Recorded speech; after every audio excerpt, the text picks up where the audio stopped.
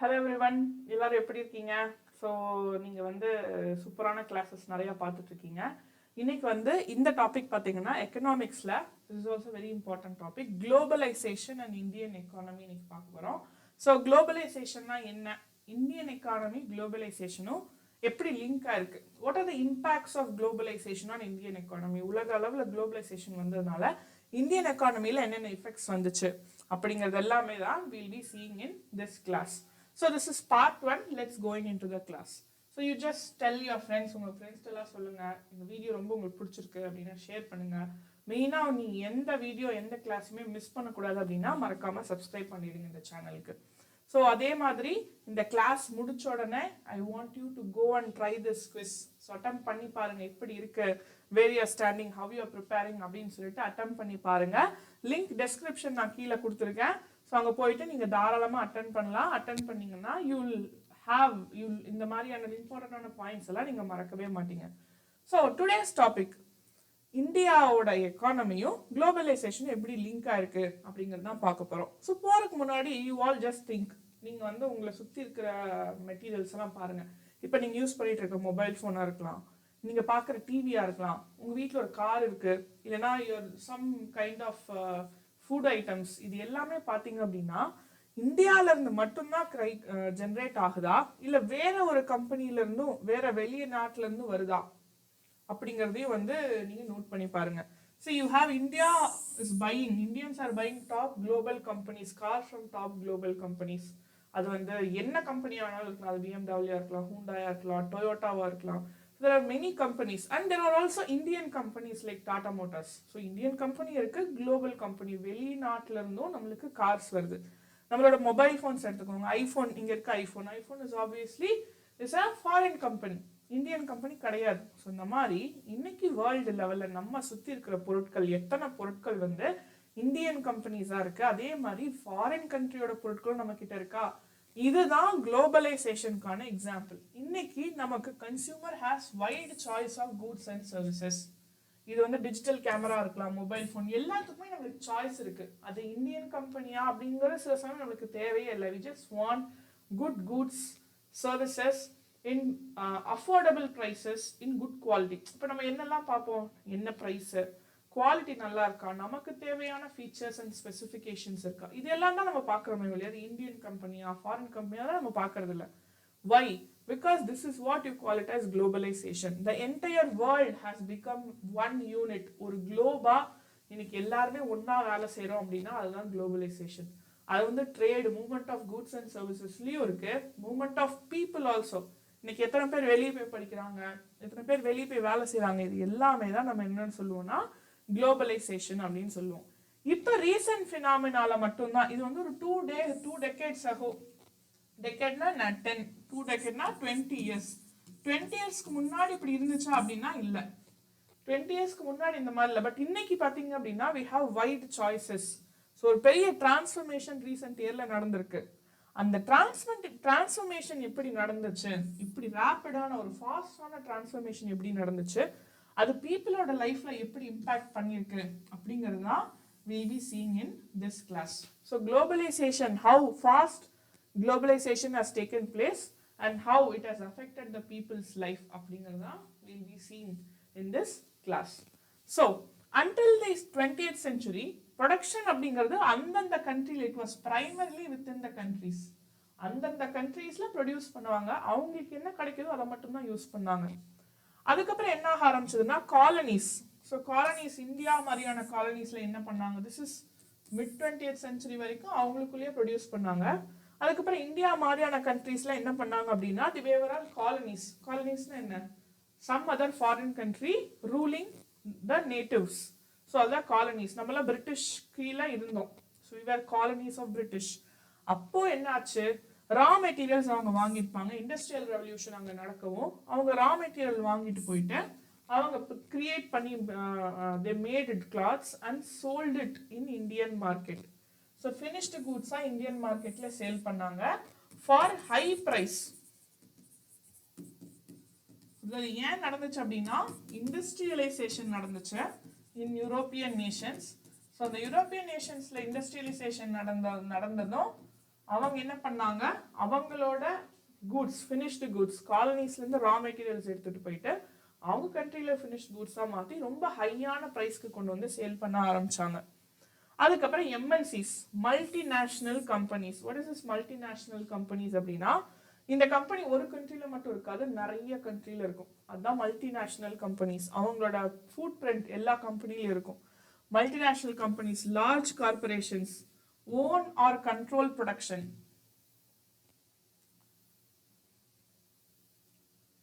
So own or control production in multiple nations, setting up offices and factories in regions with cheap labor and resources to lower production in cost and increase profits. So the multinational companies la romba mukkiyamaana vishayam enna, they wanted to increase the profits and cost of production. இதுதான் அவங்களோட முக்கியமான விஷயமா இருந்துச்சு. அவங்களுக்கு cost of ப்ரொடக்ஷனை கம்மி பண்ணணும். They wanted to reduce the cost of production,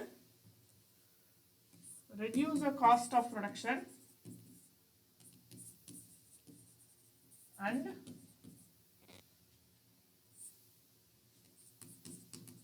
they want to increase profits. இதுதான் multinational கம்பெனிஸோட முக்கியமான நீடா இருந்துச்சு. ஸோ அதுக்கப்புறம் என்ன ஆரம்பிச்சது அப்படின்னு பார்த்தீங்கன்னா, இந்த எம்என்சிஸ் வந்து வேற வேற கண்ட்ரியில ப்ரொடக்ஷனை இன்க்ரீஸ் பண்றாங்க. சரி, நல்லா தெரிஞ்சுக்கோங்க இந்த மல்டிநேஷனல் கம்பெனிஸ் எப்படி ஒர்க் பண்ணுவாங்கன்னு சொல்றேன். அவங்க என்ன பண்ணுவாங்கன்னா, எல்லா ப்ராடக்டையும் அவங்க மட்டுமே ப்ரொடியூஸ் பண்ண மாட்டாங்க. ஸோ அவங்க என்ன பண்ணுவாங்க, இந்த டெவலப்பிங் நேஷன்ஸ் இருக்கு இல்லையா, டெவலப்பிங் நேஷன்ஸ்ல சின்ன சின்ன ப்ரொடியூசர்ஸ் இருப்பாங்க. For example, let's take a T shirt. So T shirt வந்து நீங்கள் ஒரு பிராண்டட் டிஷர்ட் நீங்கள் வாங்குறீங்க இல்லையா, அந்த கம்பெனி அது ஒரு மல்டிநேஷனல் கம்பெனியாக இருந்தால் அவங்க வந்து let's take the or an American company. அந்த அமெரிக்கன் கம்பெனி அந்த டிஷர்ட்டை அமெரிக்காலேயே ப்ரொடியூஸ் பண்ணுவாங்கன்னு நீங்கள் நினைக்கிறீங்களா? கிடையாது. What they will do, they will purchase it from a developing nation, India, Bangladesh, இல்லைன்னா வேற சின்ன சின்ன கண்ட்ரீஸ்ல எல்லாம் இருக்காங்க இல்லையா, அந்த கண்ட்ரிலேருந்து வாங்கி அவங்க பிராண்டிங் மட்டும்தான் அவங்க பண்ணுவாங்க. You understand? This is how multinational companies work. அவங்க ப்ரொடக்ஷனை இன்க்ரீஸ் பண்ணுவாங்க, அவங்க ஸ்ப்ரெட், அவங்களோட இதை வந்து இன்க்ரீஸ் பண்ணுவாங்க. Industrial equipment, manufacturing components in China, அங்கேருந்து என்ன பண்ணுவாங்க, they are shipping it to Mexico. சைனாலேருந்து they are shipping it to Mexico. Okay, so manufacturing அவங்களோட காம்பனன்ட்ஸை எங்கே இது பண்ணுறாங்க, சைனாவில். அது அதுக்கப்புறம் எங்கே ஷிஃப்ட் பண்ணுறாங்க, மெக்சிகோ அண்ட் ஈஸ்டர்ன் யூரோப்புக்கு ஷிப்பிங் பண்ணுறாங்க. அதுக்கப்புறம் அந்த ஃபினிஷ்டு ப்ராடக்ட்ஸை என்ன பண்ணுறாங்க அப்படின்னா வேர்ல்டு வைடாக சேல் பண்ணுறாங்க. ஸோ இந்த கஸ்டமர் கேரை யார் ஹேண்டில் பண்ணுவாங்க, கால் சென்டர்ஸ். எஸ்பெஷலி இந்தியாவில் வந்து call centre, service sector call centre ரொம்ப ஜாஸ்தி. புரியுதா? ஸோ ஒரு எம்என்சி கம்பெனி இருக்கு, அது ஒரு அமெரிக்காவில் இருக்க கம்பெனினா அவங்க வந்து what they are doing is காம்பனன்ட்ஸை சைனாவில் மேனுஃபேக்சர் பண்ணுவாங்க. அங்கேருந்து மெக்சிகோக்கு, ஈஸ்டர்ன் யூரோப்புக்கு போகும். அங்கே அந்த காம்பனன்ட்ஸ் எல்லாம் அசம்பிள் பண்ணி ஃபினிஷ்டு கூட்ஸா they sell it worldwide, எல்லா கண்ட்ரீஸ்க்கும் அனுப்புவாங்க. இதுக்கு கஸ்டமர் கேர் இருக்கும்ல, நம்மளுக்கு ஏதாவது ஒரு தேவை, இந்த ப்ராடக்ட் நல்லா இல்லை, இல்லை எங்களுக்கு ஆஃபர் வேணும், இல்லை உங்களுக்கு வேணுமா இந்த ப்ராடக்ட் ஆஃபர் இருக்கு அப்படின்னு சொல்றாங்கல்ல, அந்த கஸ்டமர் கேர் எங்கே நடக்கும், இந்தியாவில். ஸோ இதுதான் multinational company. So number 1 country சைனாவில் காம்பனன்ட்ஸு, அண்ட் தென் மெக்சிகோவில் they have in Mexico they have one more production, assembling, and then call center எங்க இருக்குன்னு பாத்தீங்கன்னா இந்தியால இருக்கு. So this is how it works. So so this is one country 1, country 2, country 3. இது இல்லாம they are selling it worldwide also. இதுதான் என்ன சொல்றாங்க, multinational companies ன்னு சொல்றாங்க. So this is how you call it as multinational company. இதனால என்ன ஆகுது, அவங்களுக்கு ப்ரொடக்ஷன் அதிகமாகுது. வேர்ல்டு லெவலில் அவங்க நிறைய goods service and services sale பண்ணுறனால அவங்களுக்கு வந்து ப்ரொடக்ஷன் ரொம்பவே அதிகமாகி they are earning more money. ஏன் அப்படின்னா சைனாவில் manufacturing location is very cheap, அங்கே நிறைய ரா மெட்டீரியல்ஸ் இருக்கும், various reasons are there, quality, அந்த மாதிரி நிறைய விஷயம் இருக்கனால சைனா வந்து எப்போவுமே மேனுஃபேக்சரிங்க்கு ரொம்ப ஈஸியான லொக்கேஷன், ரொம்ப சீப்பான லொக்கேஷன். ஸோ அவங்க 10 rupeesக்கு ஒரு ப்ராடக்டை வந்து ப்ரொடியூஸ் பண்ணுறாங்கன்னா சைனாவில் வெளியே 100 rupeesக்கு சேல் பண்ணுவாங்க. நீங்க நிறைய மொபைல் போன்ஸ்லயே பாத்தீங்கன்னு வைங்க, கம்பெனி ஏதோ ஃபாரின் கம்பெனி இருக்கானா மேட் இன் சைனான்னு போட்டிருக்கோம். அதான் அந்த மேட் இன் சைனா அப்படின்னாவே எல்லாருமே வந்து ஃபன் பண்ணுவாங்க, கேள்விப்பட்டிருக்கீங்களா? ஏன் அப்படின்னா அங்க ப்ராடக்ட்ஸ் வந்து சீப்பான ப்ரொடக்ஷனா இருக்கும். காஸ்ட் வைஸ் இந்த production cost is very less in China. So நிறைய மல்டிநேஷனல் கம்பெனி சைனாவை வந்து ப்ரொடக்ஷன் பிளேஸாக சூஸ் பண்ணுறதுக்கான காரணம் இதுதான். அங்கே வந்து அவங்களோட ப்ரொடக்ஷன் காஸ்ட் வெறும் 10 rupees இருக்கும், ஆனால் பிராண்டுக்காக 100 rupeesக்கு சேல் பண்ணுவாங்க. ஸோ இது என்னது, what is this? This is how they are improving their profits. அவங்க ப்ரொடியூஸ் பண்ணுற காஸ்ட்டை குறைச்சிட்டு ஜென்ரலாக ஒரு ப்ராடக்ட் 50 ரூபா கொடுத்து ப்ரொடியூஸ் பண்ணிட்டு 100 rupeesக்கு சேல் பண்ணால் அவங்களோட ப்ராஃபிட் என்ன, வெறும் 50 rupees தான் அவங்களுக்கு ப்ராஃபிட் இல்லையா? இதுவே 10 ரூபாய்க்கு ப்ரொடியூஸ் பண்ணி 100 rupeesக்கு சேல் பண்ண அவங்களோட ப்ராஃபிட் என்ன, 90 rupees. அப்போ அவங்க காஸ்ட்டை இன்க்ரீஸ் பண்ணல, பட் ப்ரொடக்ஷன் காஸ்ட்டை வந்து அவங்க சேல் பண்ற எம்ஆர்பி இன்க்ரீஸ் பண்ணாம ப்ரொடக்ஷன் காஸ்ட்டை டிக்ரீஸ் பண்ணி நிறைய ப்ராஃபிட் பார்க்குறாங்க. இதுதான் எம்என்சி இப்படி தான் ஒர்க் பண்ணும். அதே மாதிரி மெக்சிகோவும் ஈஸ்டர்ன் யூரோப்பும் பார்த்தீங்கன்னா யூஎஸ்க்கு பக்கத்தில் இருக்கும், யூரோப்பியன் மார்க்கெட்டுக்கும் பக்கத்தில் இருக்கும். மார்க்கெட்டுக்கு பக்கத்தில் இருக்கிறதுனால தான் யூஎஸ் கம்பெனிஸ் நிறையா மெக்சிகோலையும் ஈஸ்டர்ன் யூரோப்லையும் ப்ரொடியூஸ் பண்ணுவாங்க. இன்னொன்று இந்தியாவில் என்ன அப்படின்னு பார்த்தீங்கன்னா, இந்தியாவில் நிறைய பேர் படித்தவங்க இருப்பாங்க, எஜுகேட்டட் இங்கிலீஷ் ஸ்பீக்கிங் யூத் இருப்பாங்க. ஸோ இங்கே என்ன அப்படின்னா, இங்கிலீஷ் ஸ்பீக்கிங் யூத் இருக்கிறப்போ அவங்கெல்லாம் they are ready to work for very nominal salary. அதனால நிறைய பேர் இன்ஜினியர்ஸாக இருப்பாங்க, பட் பிபிஓஸில் ஒர்க் பண்ணுவாங்க. ஸோ அவங்களுக்குலாம் என்னது, they get less salary but still they get quality service. அதனால தான் India is preferred for this customer care services. So இதுதான் மல்டிநேஷனல் கம்பெனி. ஸோ அவங்க கம்பெனி ஏதாவது ஒரு இடத்துல இருப்பாங்க, பட் அந்த கம்பெனி என்ன பண்ணும், ஒரு இடத்துல ப்ரொடியூஸ் பண்ணும், ஒரு இடத்துல அசம்பிள் பண்ணும், ஒரு இடத்துல சேல் பண்ணும், ஒரு இடத்துல கஸ்டமர் கேர் இருக்கும். ஸோ ஒரு ப்ராடக்ட்டுக்கு 4-5 கம்பெனி இன்வால்வ் ஆகிறனால தான் அவங்கள மல்டிநேஷனல் கம்பெனி அப்படின்னு சொல்றாங்க. So MNCs established production in markets with low cost, skilled and unskilled labor and production factors. So இதுதான் MNCயோட முக்கியமான வேலை. அவங்க வந்து இந்த மார்க்கெட்டையும் இந்த லோ காஸ்ட் ஸ்கில்டு லேபரையும் அண்ட் தென் அதர் ப்ரொடக்ஷன் ஃபேக்டர்ஸையும் லிங்க் பண்றாங்க. So they may see government policies to protect their interest. அது மட்டும் இல்லாமல் அவங்க கவர்மெண்ட் பாலிசிஸையும் யூஸ் பண்ணி அவங்க இன்ட்ரெஸ்ட்டை ப்ரொடெக்ட் பண்ணிக்குவாங்க. நம்ம பொலிட்டிக்கல் பார்ட்டிஸ் அந்த கிளாஸ் பார்க்குறப்போ, அவுட்கம்ஸ் ஆஃப் டெமோக்ரஸி பார்க்குறப்போ ப்ரெஷர் குரூப், இன்ட்ரெஸ்ட் குரூப்னு 2 பார்த்தோம். ப்ரெஷர் குரூப்பில் யார் இருப்பாங்கன்னு நான் சொன்னேன்னா, அப்போசிஷன் பார்ட்டி, NGOs இவங்கெல்லாம் ப்ரெஷர் குரூப்பில் இருப்பாங்க. இன்ட்ரெஸ்ட் குரூப்புங்கிறது அந்த கண்ட்ரியில் இருக்கிற பிஸ்னஸ் பீப்புள் மெயினாக இருப்பாங்க. ஏன் அப்படின்னா அவங்களோட ப்ரொடக்ஷன் வந்து எதை வந்து டிபெண்ட் பண்ணும் அப்படின்னா அந்த கண்ட்ரியோட பாலிசிஸ், கவர்மெண்ட் பாலிசிஸ் தான் ஹெல்ப் பண்ணும். ஒரு எக்ஸாம்பிள் என்ன அப்படின்னா, இன்னைக்கு வந்து இந்தியாவில் சில நிறைய ஸ்கீம்ஸ் இருக்கு. எதை ப்ரொமோட் பண்றதுன்னா, மேனுஃபேக்சரிங்கை ப்ரொமோட் பண்றதுக்கு ஸ்கீம்ஸ் நிறைய இருக்கு. அந்த ஸ்கீம்ஸ் எல்லாம் எதுக்காக, இந்த மாதிரி பிஸ்னஸ் பீப்புளுக்கு அது ஹெல்ப் பண்ணும். பிஸ்னஸ் பீப்புளுக்கு ஹெல்ப் பண்ணா எம்ப்ளாய்மெண்ட் இன்க்ரீஸ் ஆகும், பீப்புளுக்கு வேலை கிடைக்கும். அதே மாதிரி அவங்க ப்ரொடக்ஷன் நிறைய பண்ணி சேல் பண்ணாங்கன்னா இந்தியாவோட ஜிடிபியும் க்ரோ ஆகும். So India as a nation also will grow. It will also give employment to people. அதனால தான் என்ன அப்படின்னா, many companies are promoted by our nation, by our government. So MNCs invest in assets like land, buildings, machinery for production and aiming for profits. இதுல என்ன உங்களுக்கு முக்கியமா என்ன வேணும், they want profits. மெயினான எய்ம் அவங்களுக்கு என்னன்னு பார்த்தீங்கன்னா, their main aim would be profits. Fine. MNCs often collaborate with local companies in country to benefit them by providing additional investment funds. So இவங்க வந்து லோக்கல் கம்பெனிஸோடையும் சேர்ந்து சில விஷயங்கள் பண்ணுவாங்க. எதுக்காக அப்படின்னா, லேட்டஸ்ட் டெக்னாலஜி கொண்டு வரதுக்காக they function. ஸோ MNCஸ்ல ரொம்ப முக்கியம் டெக்னாலஜி, டிரான்ஸ்போர்ட். ஏன்னா ஒரு இடத்துல ப்ரொடியூஸ் பண்ணி இன்னொரு இடத்துக்கு போகணும், இவங்களுக்கு எல்லாத்துக்குள்ள நல்ல கம்யூனிகேஷன் இருக்கணும். So obviously they also work for latest technologies. They often buy local companies and expand production. நான் சொன்னேன் இல்லையா, சின்ன சின்ன கம்பெனியை வாங்கி அவங்க ப்ரொடக்ஷனுக்கு ஆல்ரெடி ஒரு கம்பெனி இருக்கும், அங்கே மிஷின்ஸ் எல்லாம் இருக்கும். அந்த கம்பெனியை ஒரு பெரிய கம்பெனி வாங்கிட்டு அங்கே இருக்கிற ப்ரொடக்ஷன் அப்படியே, அந்த லேபர்ஸு மிஷின் எல்லாம் அப்படியே இருக்கும், பேர் மட்டும் ஓனர்ஷிப் மட்டும் மாறிடும். அதுக்கப்புறம் அங்கே இருக்கிற ப்ரொடக்ஷன் ப்ராசஸை இவங்க யூஸ் பண்ணிக்குவாங்க. புரியுதா? ஸோ இதான் என்னன்னு சொல்லுவாங்க, சீன் வித் கார்கில் ஃபுட்ஸ். இப்படிதான் கார்கில் ஃபுட்ஸ் அப்படிங்கிற கம்பெனியும் இது ஒர்க் பண்ணுச்சு. ஸோ பராக் ஃபுட்ஸ் இந்தியன் கம்பெனி வந்து 4 ஆயில் ரிஃபைனரிஸ் இருந்துச்சு, ஒரு லார்ஜ் மார்க்கெட்டிங் நெட்வொர்க் இருந்துச்சு. இப்போ இந்த பராக் ஃபுட்ஸை வந்து கார்கில் வந்து வாங்கிட்டாங்க. ஸோ கார்கில் வாங்கி என்ன பண்றாங்க, அவங்க இந்த largest edible oil producer in இந்தியாவா அவங்க மாறிட்டாங்க. எப்படி பராக் ஃபுட்ஸ் அப்படின்னு இந்தியாவில் இருந்த ஒரு கம்பெனியை இந்த கார்கில் ஃபுட்ஸுங்கிற கம்பெனி வாங்கிட்டு இந்தியாவிலேயே அவங்க மார்க்கெட் எக்ஸ்பேண்ட் பண்ணிட்டாங்க, ப்ரொடக்ஷன் மார்க்கெட் எக்ஸ்பேண்ட் பண்ணிட்டாங்க. புரியுதா? இங்க வந்து ஒரு கம்பெனி கட்டி மெஷின்லாம் வாங்கி போடுறதுக்கு பதிலாக நான் ஆல்ரெடி கட்டி வச்சிருக்க ஒர்க் ஆகிட்டு இருக்க கம்பெனியே நான் வாங்கிக்கிறேன், நான் அதுக்கப்புறம் என் ப்ரொடக்ஷன் இன்க்ரீஸ் பண்ணிக்கிறேன் அப்படிங்கிறது தான் இந்த கார்கில் ஃபுட்ஸ் வச்சு உங்களுக்கு சொல்லியிருக்கிற ஒரு முக்கியமான example. Top multinational corporation often possess wealth. இது என்ன பாருங்க, ஒரு டெவலப்பிங் நேஷனோட மொத்த ஜிடிபியை விட கூட சில சமயம் கம்பெனிஸ்க்கு நிறைய சொத்து இருக்கும் அப்படின்னு சொல்றாங்க. புரியுதா? ஒரு என்டையர் நேஷனோட சொத்தை விட, டெவலப்பிங் கண்ட்ரியோட ஒரு கவர்மெண்ட் கிட்ட இருக்கிற பட்ஜெட்டை விட, என்டையர் பட்ஜெட்டை விட ஒரு மல்டிநேஷனல் கம்பெனிக்கு சொத்து அதிகமா இருக்கும். அப்படின்னா என்ன அர்த்தம்? அவங்களுக்கு அந்த அளவுக்கு பவரும் இன்ஃப்ளூயன்ஸும் இருக்கும்.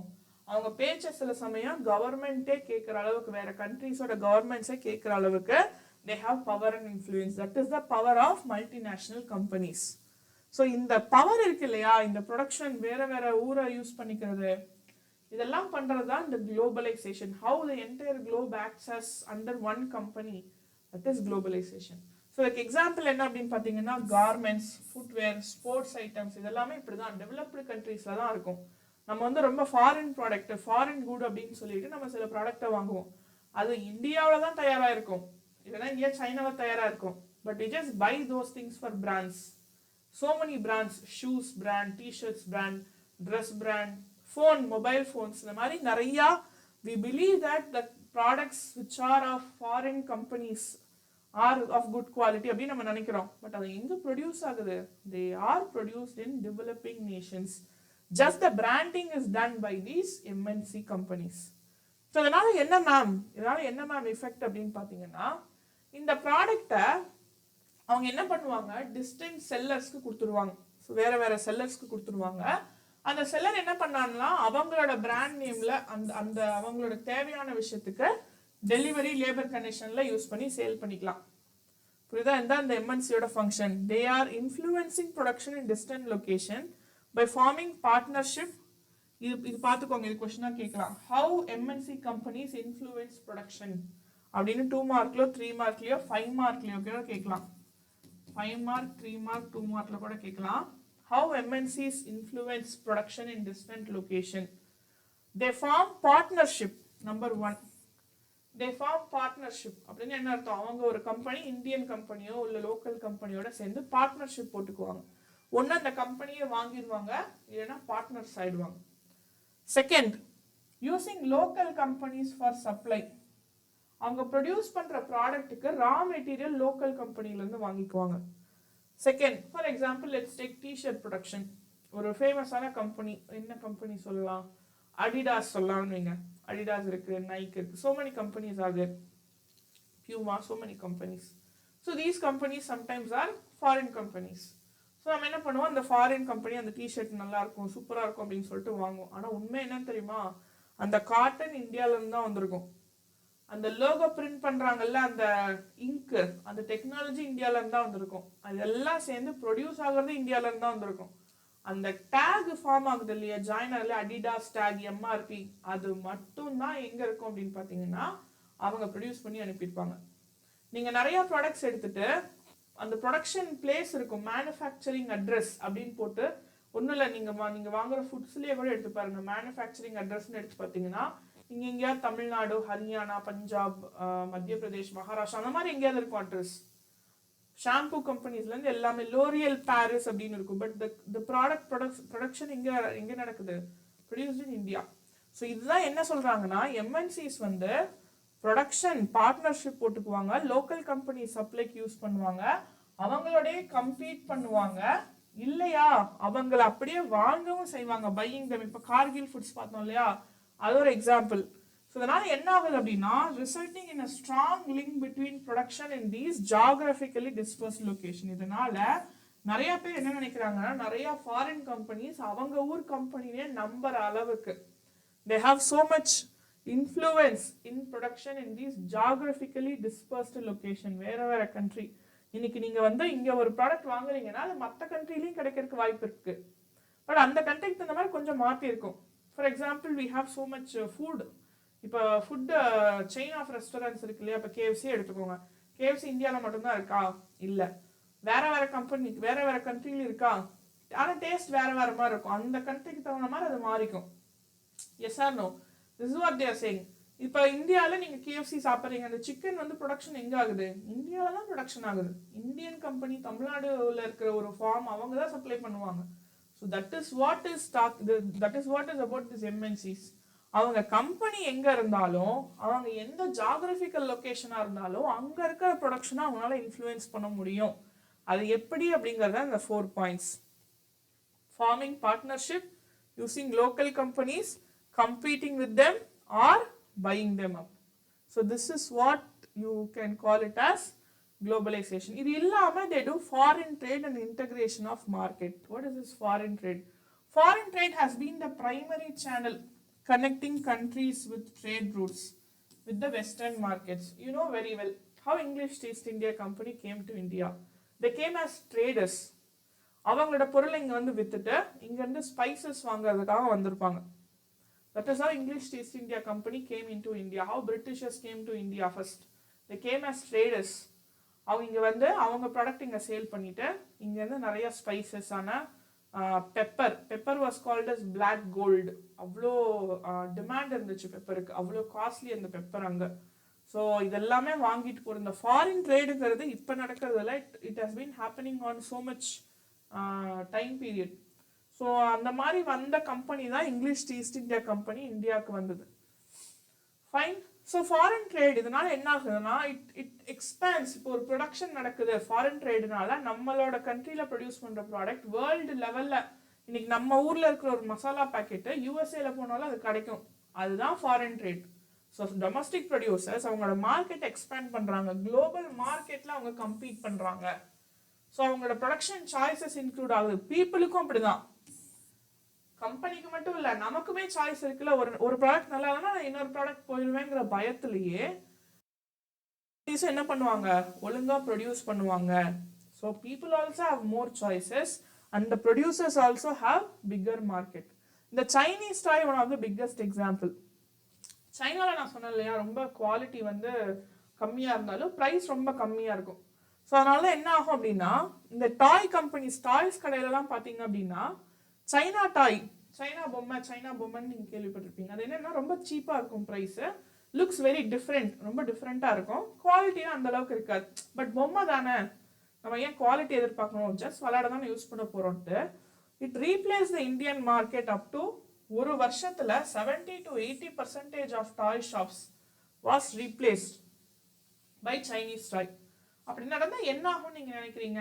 சைனாலேருந்து வந்த பொம்மை இந்தியன் பொம்மையெல்லாம் ஓரம் தள்ளிட்டு it has become the major product அப்படின்னா என்ன ஆகும்?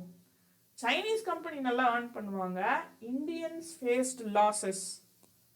So Chinese manufacturers export plastic toys to India where high priced toys were சொல்றேன். இந்தியன் டாய்ஸ் எல்லாம் வுட்டு மெட்டல் அந்த மாதிரி ப்ரொடக்ஷன் பண்ணியிருப்பாங்க, ஹேண்ட்மேடாக இருந்துச்சு. they were very good but still they were costly compared to these Chinese toys. Especially they were made of plasticsங்கிறனால they were very cheap. So in a year ஒரு வருஷத்துல 70 to 80% of Indian toys are full என்ன பண்ணுச்சு, these Chinese toys replaced. So this is what இதனால என்ன நடந்துச்சு அப்படின்னா, Indian மார்க்கெட்ல trade வந்ததுக்கு அப்புறமா people had wider choices. பீப்புளுக்கு வைடர் சாய்ஸஸ் இருந்துச்சு, ஏன்னா ப்ரைஸ் ரொம்ப கம்மியாக இருந்துச்சு, அதே மாதிரி டிஃப்ரெண்டான டிசைன் இருந்துச்சு. பட் இந்தியன் டாய் மேக்கர்ஸ்க்கு லாஸ் வந்துச்சு பிகாஸ் லோயர் சேல்ஸ். 70 to 80% அவங்களுக்கு லாஸ் ஆச்சு அவங்க ப்ரொடக்ஷனில். எல்லாமே சைனீஸ் டாய்ஸ் வந்துருச்சு.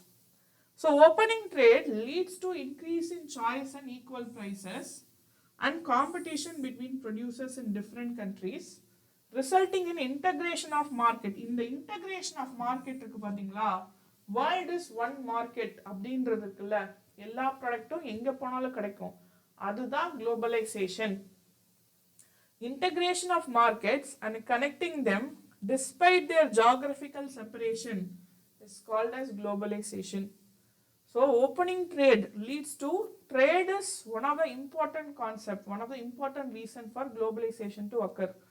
Opening trade leads to increased choice, equal prices and competition, so that what happens, it is integrating the markets and connecting them despite geographical location. In the picture பாருங்க, இந்த பொம்மை, இந்த குழந்தை சொல்லுது, be careful, that's our world you are playing with, someday you will have to pay the price அப்படின்னு சொல்லுது. Globalization is fun அப்படின்னு அவர் சொல்றாரு.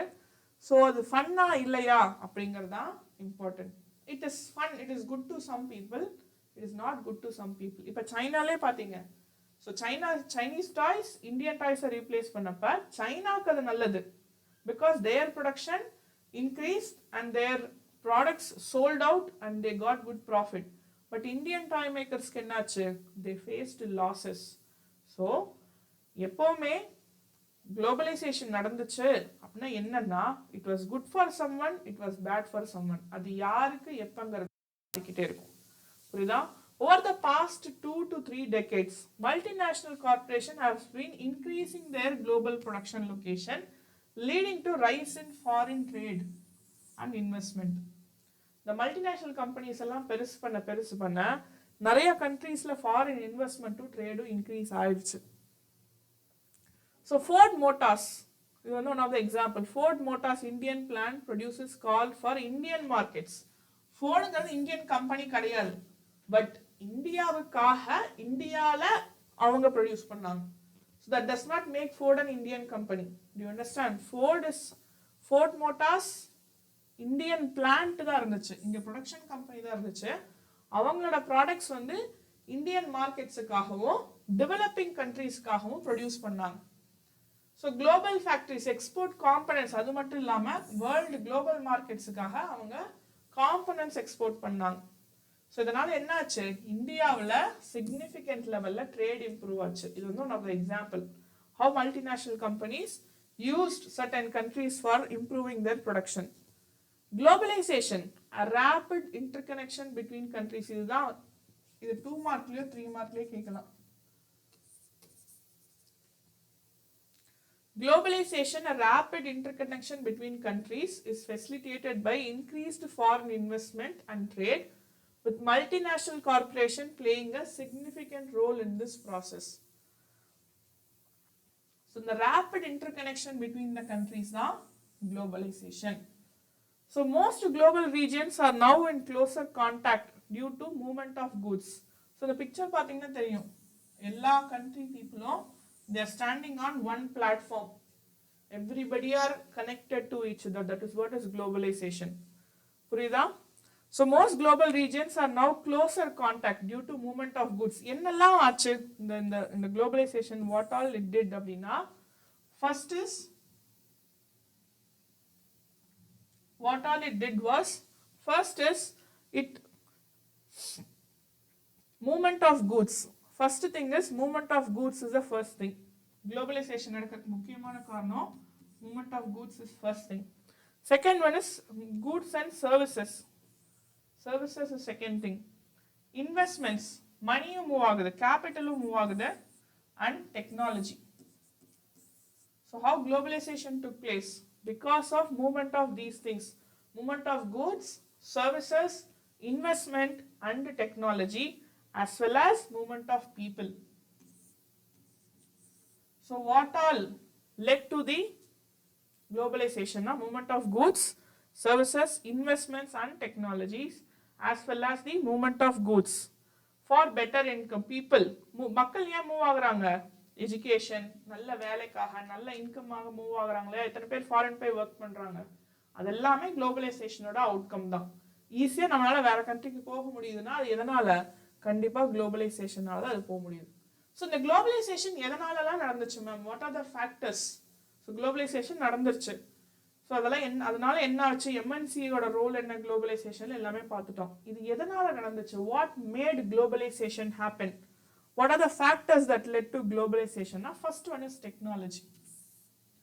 Obviously technology. இன்னைக்கு வந்து டெக்னாலஜி அப்படிங்கிறது ரொம்ப ஃபாஸ்டா, for example you have someone, a brother or sister working in USA, you have brother or sister working in London, UK. நீங்கள் என்ன பண்ணலாம், டக்குன்னு ஃபோன் எடுத்து you can make a video call and look at them. Yes or no? அப்போ என்ன ஆச்சு, நான் வெளியே எங்கேயாவது போய் ஒர்க் பண்ணாலும் I can connect with family அப்படிங்கிற நம்பிக்கையில தான் people are going outside to work. They're not just leaving their family like that. They know they can contact them anytime they want and everybody go out to work.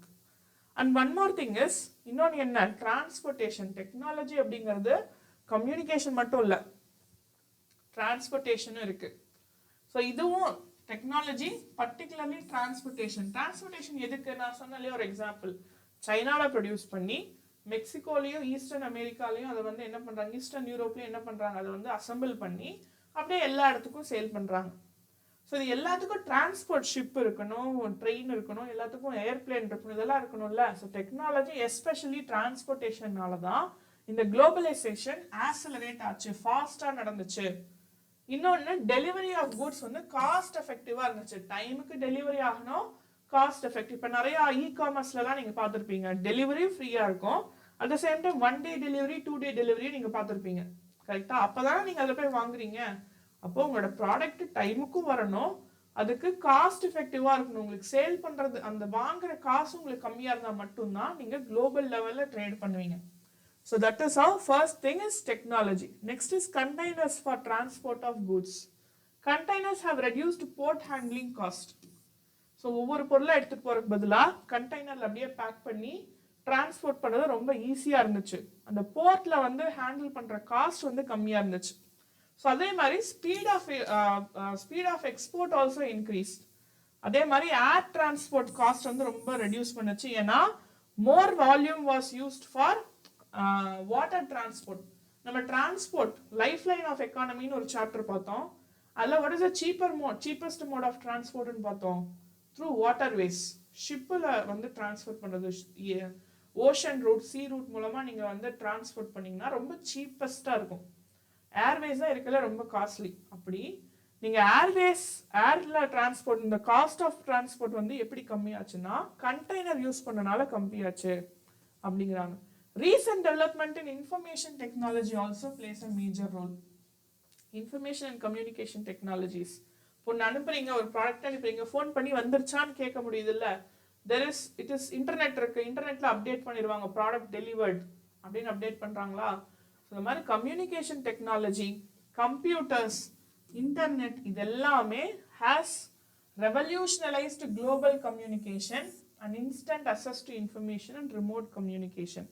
Satellite communication devices, computers and internets have revolutionized various fields, enabling information sharing, instant electronic mail. நான் சொன்ன BPOs இருக்கு, customer care யார் பண்ணுவாங்க, இந்தியாவில் பண்ணுவாங்க. So ஃபாரின்ல இருக்கிற ஒரு கம்பெனிக்கு இந்தியாவில் ஒருத்தங்க டக்குன்னு கால் பண்ணி கேட்டாங்கன்னா நம்மளால சொல்ல முடியுது, ஏன் இன்டர்நெட் இருக்கு, சேட்டலைட் கம்யூனிகேஷன் இருக்கு, டெலிஃபோன் லைன்ஸ் இருக்கு, வயர்லெஸ் கம்யூனிகேஷன். இந்த கம்யூனிகேஷன்னால தான் என்ன ஆகுது அப்படின்னா information sharing has become very very efficient. Instant electronic mail and email, and the electronic mail, and global communication at low cost. So ரொம்ப காஸ்ட் எஃபெக்டிவாகவும் ரொம்ப சூப்பராகவும் எஃபிஷியண்டாகவும் நம்ம வந்து இன்ஃபர்மேஷன் ஷேர் பண்ணுறதும் முக்கியமான விஷயம். Information and communication technology, IT அப்படின்னு சொல்கிறோம் இல்லையா, இதுதான் மேஜர் ரோல் குளோபலைசேஷனில் ப்ளே பண்ணுது. எப்படி இந்த ப்ரொடக்ஷனை வேர்ல்டு ஃபுல்லாக ஸ்ப்ரெட் பண்ணுறதுக்கு முக்கியமான காரணம் இந்த இன்ஃபர்மேஷன் டெக்னாலஜி தான் சொல்கிறாங்க. How does that happen? IT வந்து குளோபலைசேஷனில் எப்படி யூஸ் பண்ணுவாங்க? It looks like a very nice magazine, but why isn't my textbook printed in this? I can hardly read the words in my book. No child, this printing press is not for ordinary Indians. இது வந்து சும்மா ஒரு joke. So அது என்ன அப்படின்னா, a news magazine for London readers is designed and printed in Delhi with the text sent via internet to Delhi. So லண்டன்ல இருக்கிற ஒரு ரீடருக்காக ஒரு நியூஸ் மேகசின் ப்ரிப்பேர் பண்றாங்க. அதை டிசைன் பண்ணது எங்க? டெல்லியில டிசைன் பண்றாங்க. புரியுதா? லண்டன்ல ஒரு நியூஸ் பேப்பர் மேகசின் இருக்கு, அவங்க டெல்லியில கொடுத்து டிசைன் பண்றாங்க. எப்படி டிசைன் பண்றாங்க? இன்டர்நெட்ல டிசைன் பண்றாங்க. இப்பவே நீங்க இந்த வீடியோஸ் பாக்குறீங்க, எப்படி பாக்குறீங்க? I am in some other place, I am in some other geographical location, you are in some other geographical location. இன்னைக்கு நான் உங்களுக்கு வந்து கிளாஸ் எடுக்கிறேன் அப்படின்னா அதுக்கான காரணம் என்ன? Internet. So that is why information technology helps in sharing these goods and services to different places. Designers receive orders via telecommunication, design on computers, and send magazines by air to London. ஃப்ளைட்ல லண்டனுக்கு அனுப்பிடுவாங்க. இந்த payments okay, இந்த வேலையெல்லாம் பண்ணதுக்கு payment எப்படி பண்ணலாம்?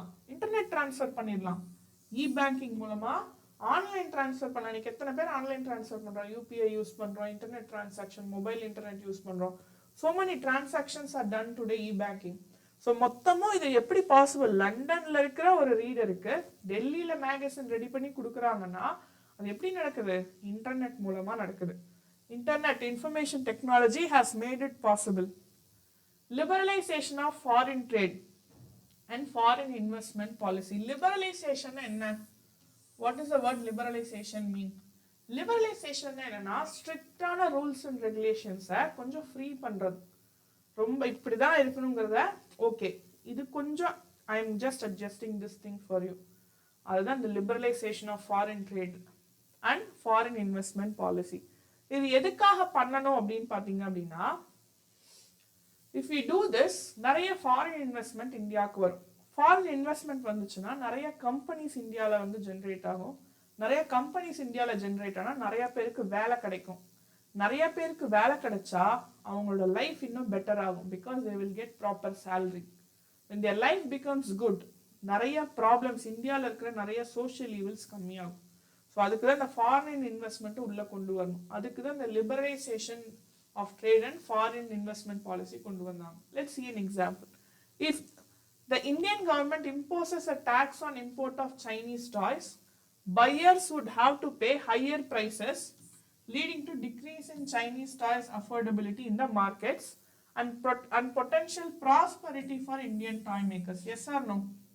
So Indian toy makers என்ன பண்ண, நான் சொன்ன இந்தியன் டாய் மேக்கர்ஸ்க்கு லாஸ் இருக்கு அப்படின்னு சொல்லிட்டு, அப்போ இந்தியா என்ன பண்ணலாம்? இம்போர்ட் பண்றதுக்கு டாக்ஸ் கொண்டு வந்தாங்கன்னா, for example I set the production cost was just 10 rupees, but அவங்க வந்து 100 rupeesக்கு சேல் பண்றாங்க அப்படின்னு சொன்னேன். கரெக்டா? ஸோ இந்தியா என்ன பண்றாங்க? நீ ப்ராடக்ட் கொண்டு வந்தனா நீ எனக்கு வந்து காசு இன்னும் எனக்கு ஒரு 30 rupees நீ டாக்ஸ் கட்டணும் அப்படின்னு சொல்லிட்டாங்கன்னா அவங்க என்ன பண்ணுவாங்க? இதை வந்து 130 rupeesஆ மாத்திடுவாங்களா? அப்போ இந்த காஸ்ட் ஹை ஆயிடுச்சா? இதுவே இந்தியன் ப்ரொடியூசர்ஸ் ஒருத்தவங்க வந்து ஒரு 110 rupeesக்கு சேல் பண்ணிட்டு இருக்காங்கன்னு வைங்க. ஸோ உடனே அவங்க என்ன நினைப்பாங்க? சைனா பொம்மை 130 ரூபா, நான் ஏன் வாங்கணும்? நான் 110 ரூபாய்க்கு இந்தியன் ப்ராடக்டே வாங்கிக்கிறேன்னு வாங்குவாங்களா? அதான் இங்க சொல்றாங்க. Trade barriers such as import taxes are used by governments to regulate foreign trade and determine the types and quantities of goods that enter a country. நம்ம கண்ட்ரிக்கு என்ன ப்ராடக்ட் வரணும்னு இந்தியன் கவர்மெண்ட் எப்படி டிசைட் பண்ணுவாங்கன்னா இந்த இம்போர்ட் டாக்ஸ் மூலமா தான். So ஒரு வேளை டம்பிங் அப்படிங்கிற ஒரு வார்த்தை இருக்கு. டம்பிங் அப்படின்னா என்னன்னா குப்பை மாதிரி வந்து உள்ள கொட்டுறது. எஸ்பெஷலி சைனா நிறைய இது பண்ணுவாங்க. So what they will do is they will produce cheap quality goods. குவாலிட்டியாகவும் இருக்காது அந்த ப்ராடக்ட். அப்போ என்ன இருக்கும்? நல்லா 10 ரூபாய்க்கே அவங்க ப்ரொடியூஸ் பண்ணிடலாம். 10 ரூபாய்க்கு ஒரு பொம்மை ப்ரொடியூஸ் பண்ணால் எப்படி இருக்கும்? ரொம்ப சீப்பான குவாலிட்டியில் இருக்கும். அதை கொண்டு நீங்கள் வந்து அப்படியே கொட்டுவாங்க. அப்போ இந்தியன் ப்ரொடியூசர்ஸ்க்கு லாஸ் ஆகிடும். நமக்கு கிடைக்க ப்ராடக்டாவது குவாலிட்டியாக இருக்குன்னா அதுவும் இருக்காது. அதை ஸ்டாப் பண்ணுறதுக்கு தான் கவர்மெண்ட் என்ன பண்ணுவாங்கன்னா இந்த மாதிரி இம்போர்ட் டேக்ஸ் போடுவாங்க. ஸோ இம்போர்ட் டேக்ஸ் போடுற மூலமாக என்ன ஆகும்? அது கண்ட்ரீஸ் மற்ற கண்ட்ரீஸ்ல இருந்து வர்ற சீப் குவாலிட்டி ப்ராடக்ட்ஸோ இல்லை இந்தியன் மார்க்கெட்டை வந்து டேமேஜ் பண்ணுற எந்த ப்ராடக்ட்டுமே உள்ள நுழைய முடியாது. The Indian government imposed barriers to foreign trade and investments post-independence to protect domestic producers from the foreign competition. This was necessary for emerging industries. 1950s, 60s ல இது ஓகே, early stagesல ஓகே. பட் இன்னைக்கு என்ன அப்படின்னா 1991க்கு அப்புறமா government வந்து நிறைய policy changes கொண்டு வந்தாங்க. எதுக்காக அப்படின்னா இந்தியன் ப்ரொடியூசர்ஸ் குளோபலி கம்பீட் ஆகுற அளவுக்கு அவங்களோட குவாலிட்டி இம்ப்ரூவ் பண்ணும், பெர்ஃபார்மன்ஸ் இம்ப்ரூவ் பண்ணுங்கிறதுக்காக இந்த மாதிரி டாக்ஸ் போட்டுட்டு இருந்ததெல்லாம் கொஞ்சம் ஃப்ரீ பண்ணாங்க. ஃபாரின்ல இருந்து ப்ராடக்ட் வரலாம். இந்தியன் கம்பெனிஸ் நீங்க என்ன பண்ணணும்னா நீங்க அந்த ப்ராடக்டோட கம்பீட் பண்ணுங்க, நீங்க அந்த மாதிரி குவாலிட்டியா ப்ரொடியூஸ் பண்ணுங்க, நீங்க அந்த மாதிரி விலை கம்மியா ப்ரொடியூஸ் பண்ணுங்க அப்படின்னு சொல்லிட்டு காம்படிஷன் இம்ப்ரூவ் பண்றாங்க. அப்ப என்ன ஆகும்? இந்தியன் கம்பெனிஸ் எல்லாம் நம்மளும் நல்ல ப்ராடக்ட் ப்ரொடியூஸ் பண்ணணும், நம்மளும் சீப்பான கம்மியான விலையில ப்ரொடியூஸ் பண்ணாதான் மக்கள் வாங்குவாங்கன்னா அவங்களும் கம்பீட் பண்றாங்க. அப்போ ஃபாரின் கம்பெனியோட இந்தியன் கம்பெனி கம்பீட் ஆகுறப்போ வி பெர்ஃபார்ம்டு வெல். அவங்க இந்தியன் கம்பெனிஸ்லாம் சம்பவம் செய்கிறாங்க, நீ என்ன ப்ரொடியூஸ் பண்ற, நான் ப்ரொடியூஸ் பண்ற பாரு சூப்பரா அப்படின்ட்டு அவங்களும் ப்ரொடியூஸ் பண்றாங்க. குளோபல் லெவல்ல அவங்க கம்பீட் பண்றாங்க. This decision was supported by influential international organization. So the removal of barriers to foreign trade and investment allowed for easy import and export of goods as well as establishment of foreign companies. இதனால தான் என்ன ஆகுது அப்படின்னா இந்தியாவில் foreign companies நிறைய வந்து இங்க company கட்டினாங்க. அதே மாதிரி புதுசா நிறைய கூட்ஸ் அண்ட் சர்வீசஸ் உள்ளேயும் வருது, நம்மளும் வெளியே எக்ஸ்போர்ட் பண்றோம். ஸோ லிபரலைசேஷன் ரிமூவ்ஸ், இது வந்து 2 மார்க்ல கேட்கலாம், பார்த்துக்கோங்க. வாட் இஸ் லிபரலைசேஷன் அப்படின்னு கேட்கலாம். So liberalisation removes government barriers, point number 1. So liberalisation removes government barriers allowing business to make freely sourced decision about imports and exports, resulting in more liberal economy. Economy ரொம்ப லிபரலா மாறும், ஃப்ரீயா மாறும். யார் வேணாலும் வந்து நீங்க நல்ல ப்ராடக்ட் வச்சிருந்தீங்கன்னா நீங்க எங்க வேணாலும் வந்து சேல் பண்ணலாம். அப்ப இந்தியன் கம்பெனி என்ன சொல்ல முடியும், இது நான் எங்க கண்ட்ரி இல்ல, நீங்களும் நல்லா ப்ரொடியூஸ் பண்ணுங்க, யாரு நல்ல ப்ராடக்டா இருக்கோ மக்கள் வாங்கிக்கிட்டோம். அதுதான் liberalisation. It made the economy more liberal. Yes, so this is about this class. So நீங்கள் உடனே என்ன பண்ணுங்க, நம்ம இன்னைக்கு நிறைய பார்த்துருக்கோம், சூப்பரான கான்செப்ட்ஸ் பார்த்துருக்கோம். போய் கண்டிப்பாக என்ன பண்ணுங்கன்னா குவிஸ் அட்டன் பண்ணுங்க, உங்களுக்கே தெரியும் how you did. So go to the description, try this quiz and you have fun. அதே மாதிரி நீங்கள் என்ன அப்படின்னா அந்த டெலிகிராம் சேனல் போங்க, வி மாஸ்டர் தமிழ் அப்படிங்கிற டெலிகிராம் சேனலுக்கு போனீங்க அப்படின்னா you will have informations, நிறைய மெட்டீரியல்ஸ் நிறைய இருக்கும், you will understand many things. So thank you so much. I'll meet you again in the next class. Part 2 பார்ப்போம், நம்ம எக்கனாமியில் செகண்ட் டாபிக்கும் முடிச்சிடலாம். Thank you so much. Have a great day. I'll meet you again. Bye. Bye.